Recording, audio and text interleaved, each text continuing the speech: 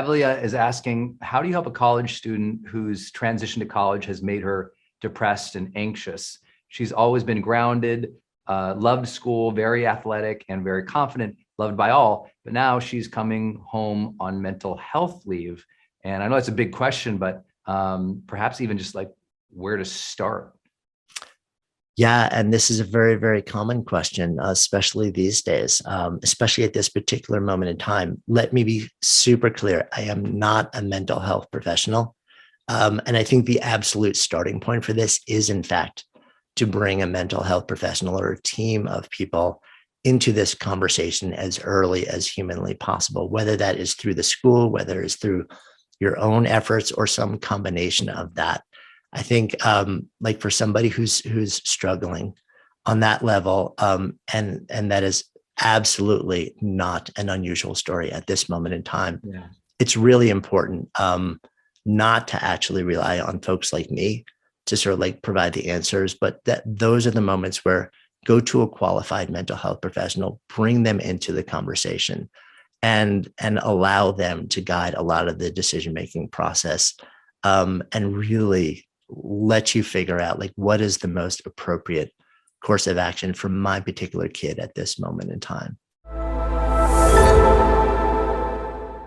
Hi, thank you so much for this training. I really enjoyed it. Awesome. As a disabled person, I'm really glad that you brought in the topic of finding your purpose, because I think people tie so much of their wellness to their physical state, and our bodies change all the time. And I think it's important to be like, what's your backup strategy if you aren't doing great physically, to focus on? So my question for you is kind of not exactly related to this, although I appreciated everything, because my goal this week is to drink more water. So that was cool. And I'm going to have a glass while you're asking, by the way. Good idea. So my question is, I've done a lot in my life. Like I'm a musician and I've toured all over the world and I've done a lot, but I nonetheless have this persistent kind of negative belief that I am like disorganized or bad at forming habits, especially healthy habits. Like that's something I've struggled to like get a routine, like working out or whatever. So I'm wondering, how do I let go of these self-judgments or take like the kernel of truth for them, but not let them limit these limiting beliefs kind of narrate the other parts of my life for me? You know, like how do you use the things you don't like about yourself to grow and get past it, I guess? It's funny. Thank you for asking that question. That's a big question. It is a big question. I remember watching on TV, it was a couple of years ago, there was one of those home improvement shows, and the star of the show was somebody who was fairly aggressive and very, very obsessive compulsive about what he did. And there was a moment in the show where he said, okay, I 100% own this. I have diagnosed OCD and anxiety, and I have found the perfect profession to actually turn that into a valuable tool to do extraordinary work and channel the energy of it into something. So I think I love the way that you framed it, in that like, are there ways to sometimes turn what we perceive as negatives into positives? And I think, I know Brendan, talks a fair amount about the idea of limiting beliefs. And I've had a conversation in the past with Gay Hendricks about it. It's not entirely my wheelhouse, but what I do know is, in the context of my experience of life, which is usually the place I can draw most easily from, is that I tend to take a bit of an exposure therapy approach to these things, where instead of saying, how do I figure out how to completely rewire this belief, just, like from top to bottom and reverse it, I'll kind of like use more of it's actually a bit of a Byron Katie approach. I don't know if you've ever seen her work. It's actually called The Work. Yeah, check out. Maybe that's a great recommendation for you, actually. So Byron Katie has these sort of like set of 4 questions that you ask. Whenever you're telling yourself a story about something that limits you or that makes you believe you can't do something, or a situation is a way that you don't want it to be, she has these questions that you prompt yourself with. And one of them is it true? And then another one is, what is the evidence to show me that it is? And then what is the evidence? I don't remember all the 4 questions and the exact wording of it, but you can actually, if you Google it, you'll find it in a heartbeat. It's all available, I'm pretty sure, for free online. I found that process really simple. It's almost like deceptively simple. You're like, oh, this couldn't really do much. But it forces you to think about those assumptions that you're making about the stuff that you perceive as being wrong with you or not the way you want things to be, and revisit them. And then also ask yourself, well, like, where's the blessing here? Like, is there actually a benefit to this? Like, could I harness this in a way that would actually allow me to accomplish certain things or do the things I want to do? So I think that's one side of it. And the other side for me is I tend to chunk things into much smaller pieces. So if I'm trying to build a new habit, and this is actually drawn really strongly out of the literature and the research on habit formation, rather than saying I'm going to like do this one thing, I'll say, okay, or 12 things. Right. Or 12 things. Yeah, exactly. I'll say, okay, like of one of those things, like what is the tiniest little step that I could take towards it that would be like almost insignificant, that would be like just take so little effort, and let me commit to doing just that. And let me set up my environment to support me to do just that. And here's the shift in mindset that we want to make when we do that. We know going into it that one little thing, that one little first step probably won't actually do anything. Like it's not going to get us where we want to be. But what we're doing is we're building a pattern of behavior change and a pattern of action taking that starts to spiral upward and upward, upward. And that makes it more likely that we'll do that one little step every day, which then makes it more likely that we'll then do the next step and then the next step and the next step until we eventually get to a point where we're 6 steps in and we're doing enough so that it actually will start to make a difference. But we didn't have to fight and struggle against it so much. It just became this like really easy incremental process moving into it. And that's from the research that I've seen, that's how really long lasting habit change happens. It's almost never really big, immediate things. It's this slow incremental thing where it feels almost effortless. In the beginning, you feel like it's not even moving the needle, but the adjustment that we make is it doesn't have to in the beginning. It's just about creating the new behavior. And then over time, that behavior will compound on a level where it actually is moving the needle. So I hope that was even a little bit helpful for you. Yeah, because I think that the positive, like the good part about that is that you are not always fighting. So those negative messages aren't always running through your mind if you're starting tiny. Yeah. So thank you. Exactly. Thank you. Yeah, my pleasure. Cool. Jonathan, I have some questions for you, buddy, from other people. Someone was talking about how I'm intrigued by how the brain differentiates between friendship experiences online versus in person. And would love to hear thoughts or any research about how those two things would be different and how you would approach those two things differently. Yeah, it is a really fascinating question. I've done a little bit of work on it, and I've had the opportunity to sit down with people like Sherry Turkle, who's done a whole bunch of research on the effect of screen-based interactions on friendship, and on and also on the exact opposite of that, and on the effect of technology's asynchronous nature of conversations and how that affects our ability to make friends. And so there's a couple of different factors. And again, I'm not a neuroscientist.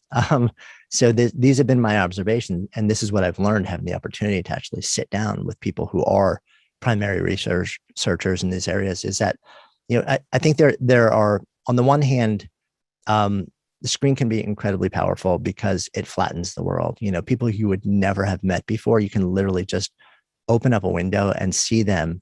And the ability to actually see all of the nonverbal communication, which is the vast majority of the way that we actually pick up information about other people, is incredibly powerful.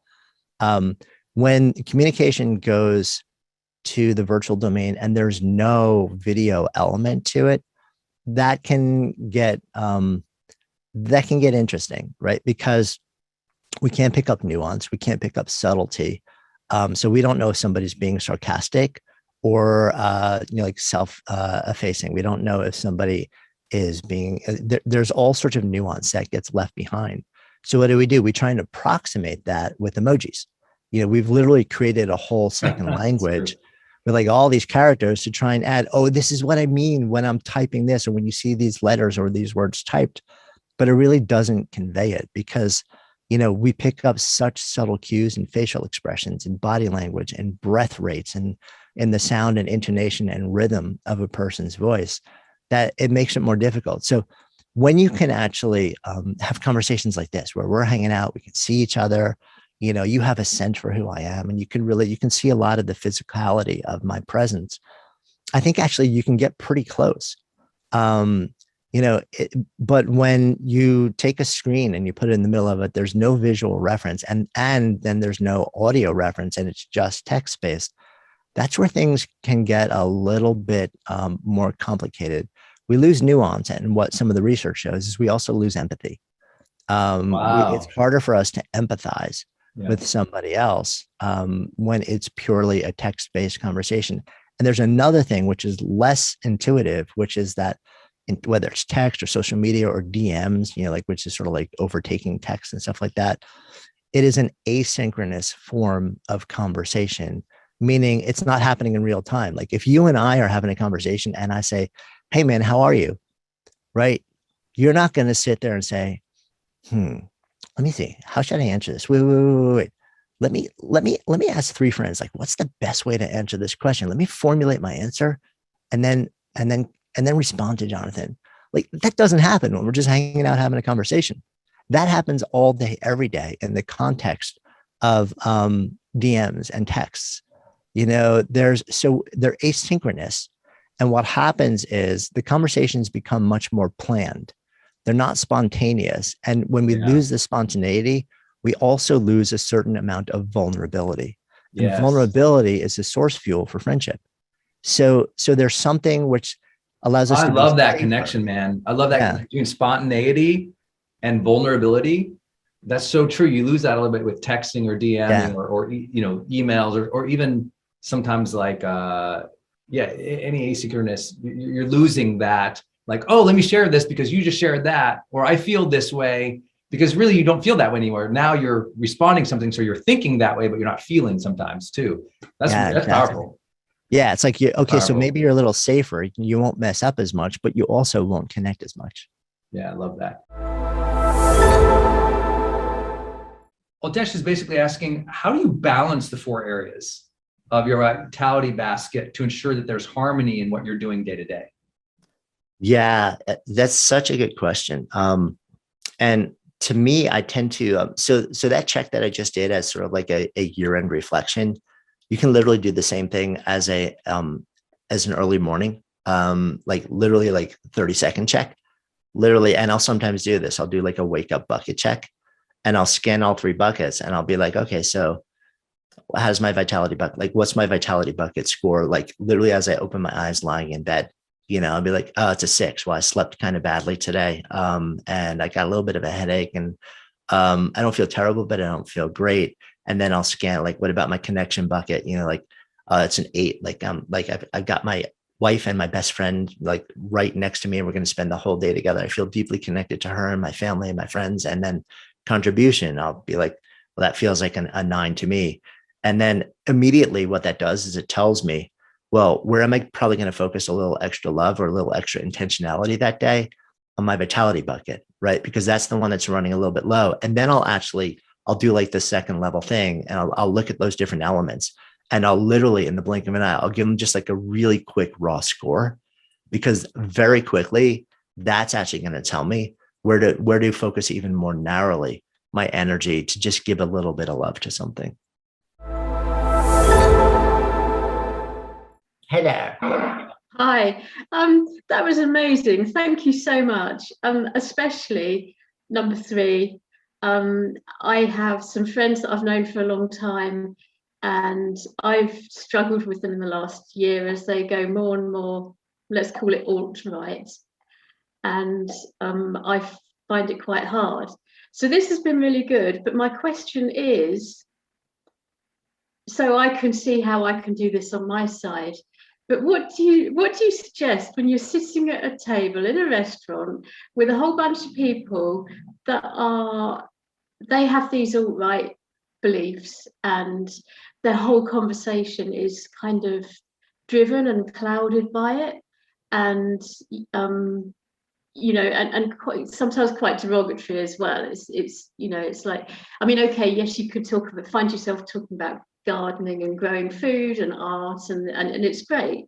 And then someone will say, oh yeah, liberal lefties, or snowflakes, or refugees, or whatever. All for me, all the trigger points. And I'm sitting there trying to think, yeah, I know, but you love art, so let's talk about that. But they just don't. Do you see what I mean? Any suggestions? I completely see what you mean. And no matter where you fall on whatever issue is dear in your heart, these are the things that we're all grappling with right now in a very deep and profound and personal way. And I default to an uncomfortable answer, which is that we always want to know how we can change other people, how we can change their minds, how we can change their opinions and their perception of ideas and beliefs and of the moment. And sometimes we're thinking, why don't you just see the world the way that I see it?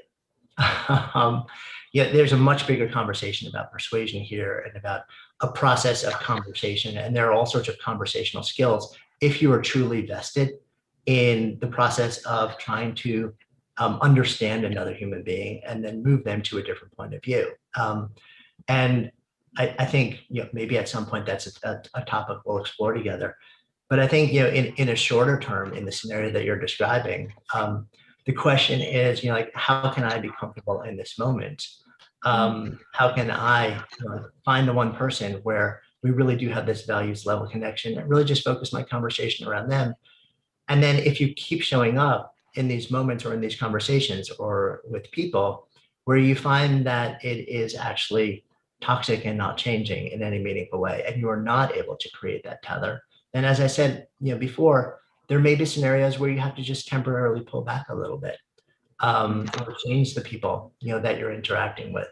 It's a very individual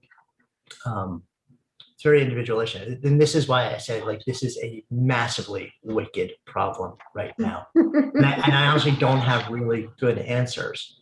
But what I do know is that when I consistently try and go back to seeing the shared humanity and to shared values, it allows me more space to be in conversation and to hold relationships that I might just feel like I'm done with and walk away from sacred, and not necessarily lean into them and embrace them on a level where I just want to immerse myself in them, but at least keep them at a level where it's like on a slow burn.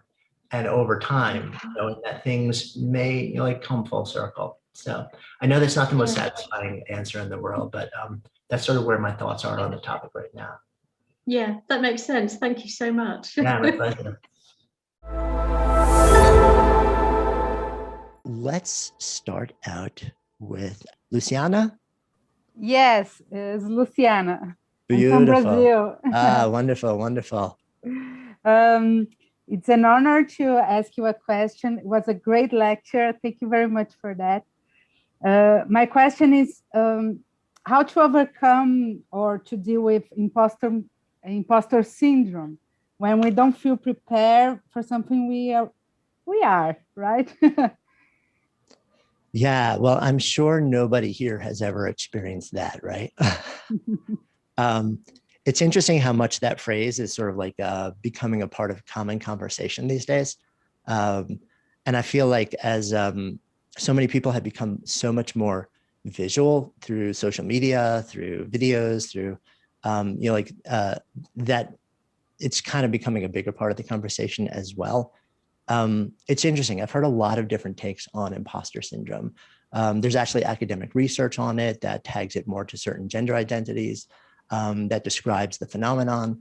I've heard very little really good grounded work on how to deal with it. But my approach to it is actually really similar to what we've been talking about. If you think about imposter syndrome, what are we really talking about? We're talking about self-talk that says, I need to in some way be public about something. And public could just be with one other person whose opinion you care about. Maybe it's a partner or a family member or a colleague at work, right? So I need to be public in some way with somebody whose opinion I care about. And I have to share a point of view. I actually have to take a position, right? Because we don't have imposter syndrome if we just know that we have to be present, but not open our mouths or write something or create something where other people will potentially judge us. So it's really about a fear of judgment and a fear of being outcast and a fear of rejection, right? And it's about stepping into a place of uncertainty. So imposter syndrome to me is just another word for a desire for absolute certainty or absolute confidence before you agree to do or say something. So if you reframe it that way, then all the tools that we've talked about today apply equally to the experience of imposter syndrome, right? The awareness and ease practices, the bravery practices, especially chunking stakes, can be massively helpful in dealing with imposter syndrome, because you can just commit to tiny, tiny, tiny little things and then build on them, and then realize that there was no basis for you doubting yourself. Or sometimes and you will all learn pretty quickly that I can take a different lens on a lot of things. Maybe imposter syndrome is actually teaching you something. Maybe it's telling you something. Maybe it's a signal that says, you know what, maybe it's actually, there's no basis for it. And it's just a matter of training in the skills that allow you to actually develop and share a point of view or take an action with the world, and know that, you know, like, it may not be accepted, but you have to keep doing it. But maybe imposter syndrome or that impulse is also telling you, maybe my impulse to actually be public with a point of view is not entirely grounded at this moment in time. It's interesting. We have, I mentioned the spark archetypes. One of those archetypes we call the sage, and it's the impulse to illuminate. People in an easier way would be to describe that as an impulse to teach. You know, like there's something in my head, but my bigger impulse is just immediately, the minute I know something, I got to tell somebody else. And what we find with some sages is that sometimes, especially younger sages, the impulse to share runs ahead of the body of knowledge worth sharing.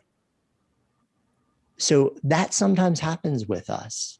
That's not necessarily a bad thing. So sometimes the imposter syndrome may be a signal that your impulse to offer a point of view or to share or to illuminate actually has run ahead of a body of knowledge that is fleshed out enough and developed and defensible enough to share in an intelligent way. But here's the thing. That doesn't, even if it's a signal, that doesn't mean that you shouldn't share it unless the stakes are really high or it's life and death and it's too risky. Because generally the way that we learn about that difference and we tease it out, whether it's a signal to spend more time really sort of like developing the ideas or to just share, is we share it and we see how people respond to it. And sometimes they welcome it and they're like, wow, that's really cool and different and thank you. And sometimes they're like, but what about this? And then you realize, oh, I didn't think about any of that. And then you realize that that thing that we call imposter syndrome maybe was actually a signal that says, you've got so much to offer, but maybe add to your process. You're like thinking through these things in a different way as you offer them. So that thing, it's not that you share it anymore. You keep sharing it and you learn through this feedback process, this interaction process.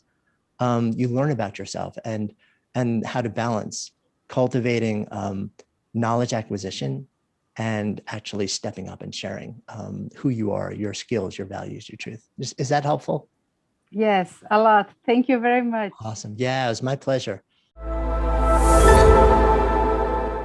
Dorinda, hey there. Hi, Jonathan. Thank you so much. I really appreciate tonight. I'm in a situation that, you know, a year ago, I was just struck down with serious neck problems and have had chronic pain for the last year. And like Dave Bach, you know, I've gone the stem cell route for treatment, which is beginning to work. So from being very busy and very successful to totally down at rock bottom, I'm trying to get my mindset back. I can't get back into focusing. Do you understand what I'm saying? So have you any advice? It's just I can't get, you know, I'm doing meditation, I'm doing, you know, a lot of different things that I didn't do before, but my mind is flipping all the time. I just can't get, after being in pain for so long, and I mean, in the beginning here, I was just totally bedridden. I just didn't turn the camera on because I was stuck to the bed listening to, GrowthDay. But now that I'm coming over the other side, I'm finding it difficult, and my mind is flipping all the time. I can't focus into anything. Yeah. Well, first, I'm glad that you're turning the corner. You never like to hear about anybody, but family, friend, part of our community here, going through physical pain like that. So I'm glad that you are, you're working with it. You're embracing treatments, and that you feel like you're turning the corner on the physical side. A lot of times, when we live with something like that, and when we're even when we kind of have a sense that we're coming out of it, we've been in a state for so long where we are so sort of locked down, and we're so focused on this one thing that's wrong, especially pain in the body. Physical pain tends to attach so much attention that is exhausting. And that exhaustion doesn't allow a whole lot of bandwidth to then focus forward on anything that's open, joyful, fun, generative. A couple of thoughts come to mind. Knowing, of course, I'm not a doctor or a therapist, but some of the tools that we've been talking about may be really effective. The meditation, as you mentioned, can be incredibly powerful. But as I shared, it's not an intervention. It's a practice that takes very often months or years. I'll share something with you. So, my introduction to meditation, not my introduction. I've been introduced to it and practiced it and even taught it on and off for years before. But the one time that I finally actually decided to make it a sacred practice, a daily practice, wasn't because I wanted to do it. It was because I was in pain. My pain was different than yours. My pain was generated by my brain. So I have tinnitus. I hear a sound in my head 24/7. And a lot of people have it, and a lot of people are fine with it. They're able to easily segment it. Some people have it at a level which is so loud and so devastating that it kind of destroys them. And that was me. As I stand here with you today, it's there. It's always there. It's never gone away. And this is about 10 years ago, 10, 12 years ago now. And I spent all day basically trying to figure out how to not hear the sound that my brain was generating inside my head. So it was a different kind of pain, but it was excruciating. And what I realized over time as I researched it was, and there's no easy or known cure, and I think people are constantly researching, people are sending things to me, all the time. But I got to a point where I realized, okay, so there are two things happening here. One is the actual stimulus. There's something in my brain. There's a switch that got flipped, which generates the sound, which is kind of brutal. But then I started to realize another thing, which is that I'm surrounded by sound all day. And I was in New York City, so a lot of sound all day. And my brain somehow is okay with that. And what I learned is that it learned to habituate to it. And the pain that I was causing by attaching to the sound and experiencing it as brutalizing and just not letting it go was actually worse than anything the sound itself was doing to me. And meditation to me, I started because I started wondering, and mindfulness in particular, not just meditation, but mindfulness. I started wondering if mindfulness was effective at tinnitus. And what I immediately found was that it can be incredibly effective at helping people move through physical pain. Not that it actually changes the stimulus that causes the pain, but that it can allow it trains your brain to slowly be able to not just surround yourself with the stimulus, surround yourself with the actual experience of pain, but know that the stimulus is still there, and constantly let go, let go, let go, let go, let go, let go, let go, over and over and over, thousands, tens of thousands, hundreds of thousands of times. And I began to wonder, if you could do that with physical pain, could you also do that with the sound that was in my head?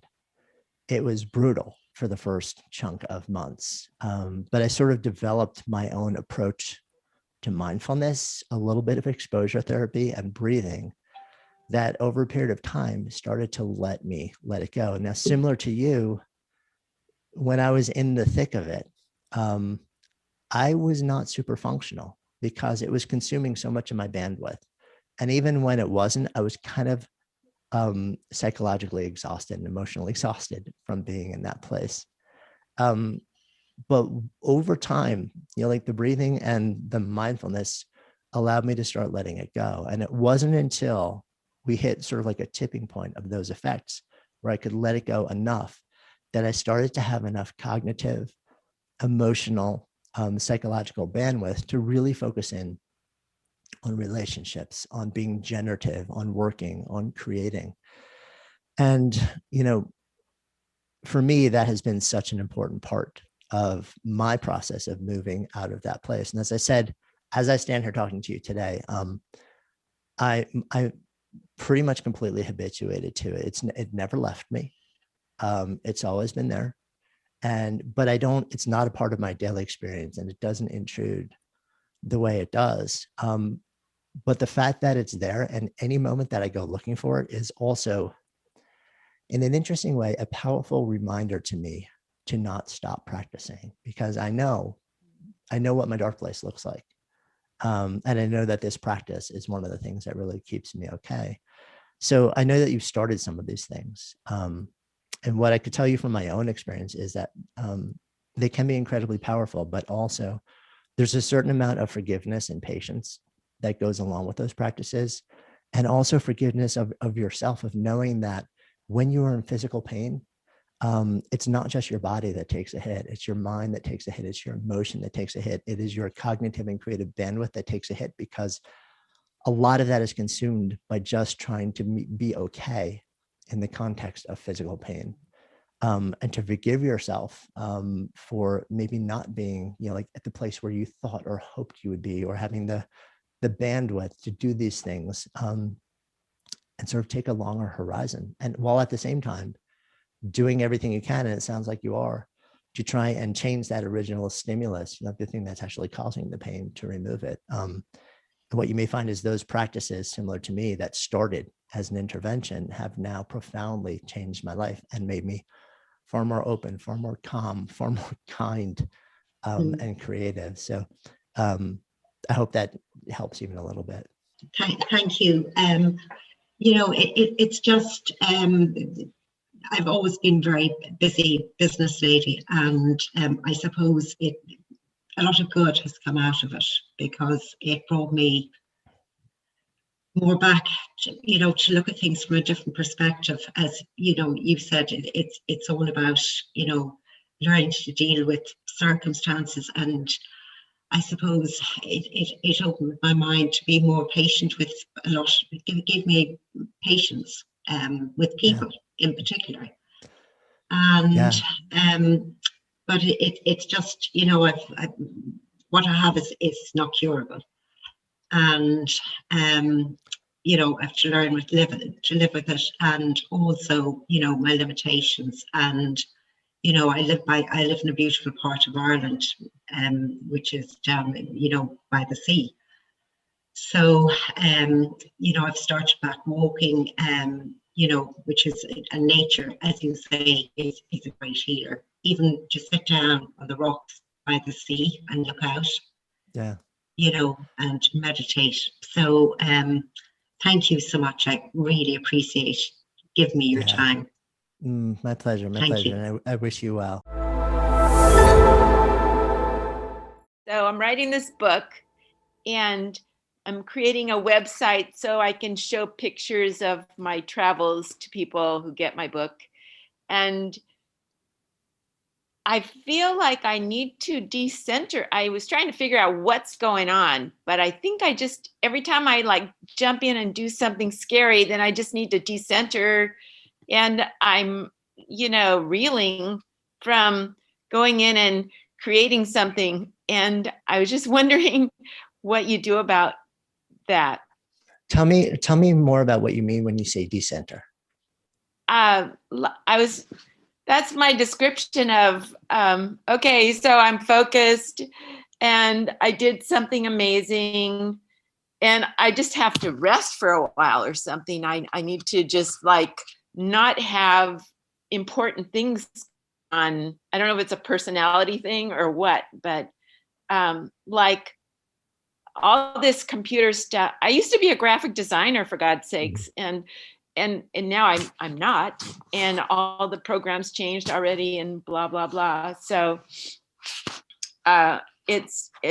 it's very intense when I actually get something done.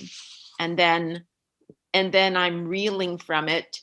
And I just sort of go and not do anything for a while. Or maybe I play my little games or whatever, to to just calm myself down or something. Yeah. I guess my where my mind goes is two things. One, has this been a long-term pattern for you, or has it really become more present in the last 12 months? Because if it's long-term, that's one thing. If it's more present in the last 12 months, we're all in that same boat with you. It's become so much harder to gather attention and focus in the last 12 months simply because of the circumstance of our lives, the world around us. So a huge amount of forgiveness. And a lot of times the creative bandwidth that we have is shorter and we need more frequent bursts of recovery. That's it, recovery. Yeah. But that's the other word that keeps popping into my mind when you're talking, which is that I think sometimes we don't understand that when we sit down to intensely work on something that is creative and generative, it takes a huge amount out of us. We think that, oh, it's going to fill us up. And when we're done, we're going to be bouncing around and filled with energy because it's the thing we're here to do. And it's filled with purpose and passion. And then, like for some people that may be true, but for a lot of people, it's really hard. For me, it's really hard. I need to literally, if I'm spending hours writing, for example, I generally don't want to be around people after that. I want to go out for a walk in solitude or just to kind of chill and do nothing or listen to really nice music because it's taken a lot out of me. I love doing it. It's the thing I'm here to do, but it also requires a certain amount of recovery, consumes a certain amount. So I feel good about it, right? And long-term, big picture, it gives me energy, but sometimes in short bursts, I need to recover because I've given so much to the experience. And that's okay. Like allow yourself those breaks to recover. Allow yourself, build them into your plan. If you know that's kind of how you're wired, and know that it's okay. Know that, you're, especially if you're doing work that is intensely cognitive and creative, we don't realize how much energy our brain uses. I think the last number I saw was that the brain consumes something like 20% of all of the calories that we use all day long. So if our body burns 2,500 calories in a day, our brain alone functioning consumes 500 of those. And if you're really, really, really intensely working in a cognitive way, it's probably even more. We need to recover from that. And I think part of what you're talking about is allowing yourself the time to just go play games, go for a walk, take a nap. That is completely okay. If you look at many of the most productive and heralded scientists and artists in history, many of them had built-in naps and afternoon walks, hours long, every single day, because they understood that was necessary for them, not only to survive, but to thrive and flourish in the work that they were doing. So hopefully that's maybe a little bit of a helpful reframe. This can be your day for personal growth. This can be that day you committed to and you remember and you go, that was the day I got myself a community. I got better coaches. I committed to making my life the absolute best that I could. This is that day. Make today your growth day. Click the button on this page and sign up right now.